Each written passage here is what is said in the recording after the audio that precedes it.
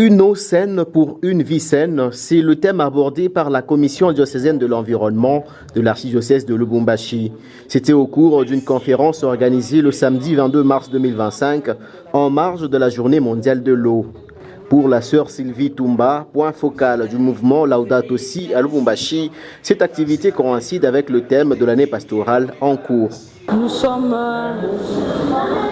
dans la logique de Son Excellence Monseigneur l'archevêque métropolitain Fulgence Moutiba. Déjà de manière successive, les 2 années sont dédiées à l'environnement. Alors c'est pour nous une occasion de faire parler les actions environnementalistes. Il y a l'éducation, la sensibilisation, la conscientisation. Et la thématique abordée met en lumière le grand défi de la gestion environnementale. Nous voulons que nous puissions nous approprier la gestion de l'eau. Nous devons nous approprier cette question pour que nous prenions réellement l'eau potable. Quant à la qualité de l'eau consommée par la population, cela est aussi un autre problème que rencontre la population. Des forages, mais il n'y a pas les analyses préalables pour se rassurer de la qualité de l'eau. Et en dehors de ça, comme nous le savons, nous sommes dans une zone minière. On peut creuser les puits, on peut avoir les forages, c'est bien. Est-ce qu'on connaît la nappe auquel on a capté cette eau? On ne maîtrise pas. Il peut y avoir les éléments chimiques nuisibles à la santé. Parmi les participants, l'on a noté diverses personnalités dont le ministère provincial de la Santé qui a été représenté par la conseillère médicale. Nous avons parlé sur la qualité de l'eau et la bonne santé humaine à la population de Lubumbashi. Nous avons relevé beaucoup de défis, notamment l'accès à l'eau potable et propre reste un défi majeur pour la population de Lubumbashi.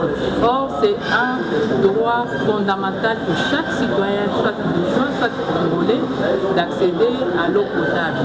Alors, nous avons pu se réfléchir ensemble avec toute l'équipe qui était là, comment accéder et relever tous ces défis et à permettre à la population d'accéder à l'eau propre pour éviter les maladies hydriques.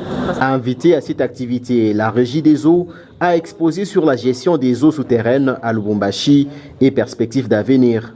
Pour faire face à ce problème, nous devons mener à la préservation des sites de captage, ainsi qu'à la sensibilisation de la gestion durable de l'eau. Le professeur Jean-Pierre Njibou a pour sa part insisté sur la nécessité d'analyser l'eau tirée des forages. Mais cette eau ne peut pas être nécessairement potable par le fait. Nous sommes dans une onde suffisamment minéralisée. La roche dans laquelle ils sont en train de puiser de l'eau, nous ne savons pas c'est laquelle. Est-ce qu'ils fait des études pour savoir que cette roche, quels sont les métaux qui sont dans cette qualité, donc dans cette quantité d'eau, quels sont les polluants des métaux lourds qu'on peut y trouver, quels sont les polluants organiques qu'on peut y trouver. Là, ça doit passer par un travail de laboratoire et malheureusement, ce qui n'est pas le cas. Donc, je pense personnellement qu'elle ne peut pas être totalement potable. Pour les participants, cette conférence fut non seulement un moment de renforcement des capacités en termes de gestion de l'environnement, mais aussi et surtout un moment de conscientisation sur le bien fondé de la protection de la terre comme notre maison commune. Ça, c'est les Congos, ça, c'est les Congos.